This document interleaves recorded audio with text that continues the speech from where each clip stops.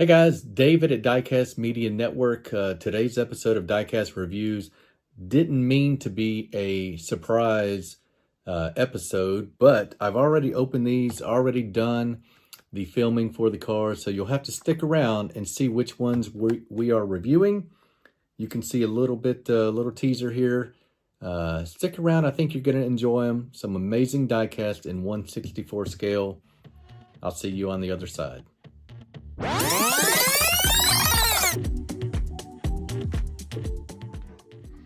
All right, we will go American first. This is one of the pieces I picked up from the Lane Motor Museum driving through Nashville recently. This is part of the, I thought this was the Auto Drivers series from M2. I like these because they do not have opening parts. You can see this one was $12.50. This is a super cool 1958 Chevrolet Impala in sort of a copper color. We're going to get into it. I do not keep my stuff on cards. I put it all on shelves, and we'll see that from time to time in videos. But on Diecast Reviews, we are going to look and focus on the cars over the packaging any day. That goes the same for chase vehicles. Time to time, you'll see that on this show on Diecast Media Network. But for the most part, we're just looking at cars. We're getting them in hand so that you guys can see them up close. So this one, right away, I notice it feels really good rolling. Let's get some more light down here. Really nice, kind of a matte copper paint job on this. Sean Taylor and his team picked out a lot of good details on this Impala. You got a see that logo there or badge here back on the quarter panel. The chrome work looks good all throughout this car. Around the windows, around the moldings, around the vents. Love the red walls on the tires. A little bit of tread on those. M2 should be pretty close to true 1/64 scale, not always. Coming around on the rear, we've got some painted details on your tail lamps. Nice Chevy classic logo there on the deck lid or trunk. Love how they outline all the window pieces, all the glass pieces in chrome, and the chrome bumper work is really well done on this one. Look how that pops against that light. Here is your base, metal base on that, I believe. Maybe, no, that's plastic. A little bit of a light car. I like the black interior in this one. Yeah, not loving, not hating anything about this car at all. Chevy, classic Chevy logo there on the hood. Just overall well done. Like the black wash in the grill there. Give it some depth. We'll stick it on the turntable. Watch it go around. This is your 1958 Chevy Impala from M2.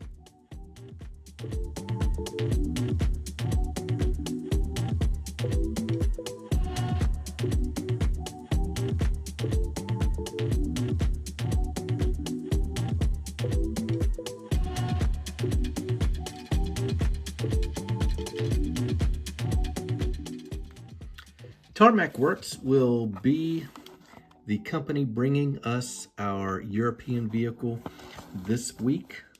You can see this one is an Opel. You got keen eyes. This is a Tarmac Works.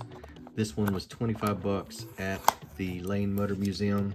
All of them coming from the Lane Motor Museum this episode. I mentioned that previously. Always like giving them a quick shout out because it's such a cool place for Americans in the Nashville, Tennessee area to stop by, because you get brands like this and you don't always get to do that in person, to see them in person. Opel Kadett GSI, and I take that back. This one actually, now that I think about it, is from the Toy Pimp. You guys know his online store. on Instagram. I saw that price tag and it reminded me. I picked this up in his room where you do the trading and shopping at the Diecast SuperCon in Las Vegas. So Lane Motor Museum is still a really cool place, but the Toy Pimp has all your cool stuff too. And you do get to buy it in person and look at it up close if you visit his room at the Diecast SuperCon. So we've got a Opel Kadett GSI from Tarmac Works. This thing is super tiny. This is a pretty small compact car in real life.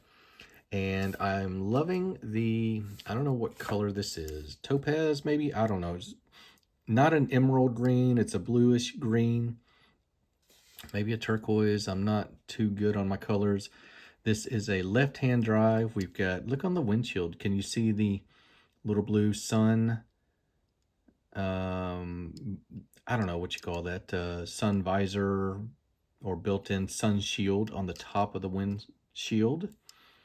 Got some wiper detail here coming out of the cowl. Lensed headlamps on this one. Love the European or EU registration plate on the front. G, is that what that says? Maybe this is a German license plate. Someone can correct me. Love the Opel badge on the grille. Nicely done. And let's see, does Tarmac Works roll? Yeah, a little wobble to them, but they roll. Nice metal flake paint job on the back. We have some tail lamps that are lensed, and another beautiful license plate on the back here. Love the flat black paint for the rear body panel in between your tail lamps back here. A little bit of detail for your exhaust. And this is just a really well done, cool European car that we don't see all the time. Let's watch this one go around. I hope you enjoy it.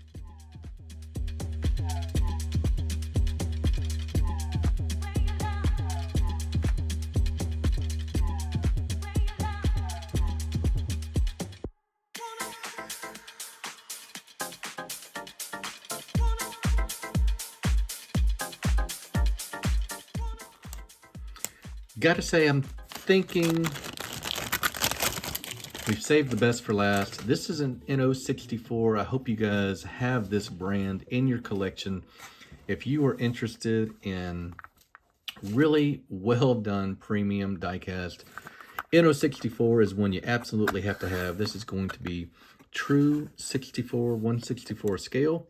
We have got a Toyota 2000 GT, one of the best examples of this super cool car that I know in this scale. Here's what you get. This base is called a plinth. You get a plastic, or excuse me, acrylic cover to go on top of your plastic plinth. Toyota 2000 GT MFT. And let's look at it really quickly before we take it off the base. I try and note any small pieces like those fender mirrors for my hands to avoid.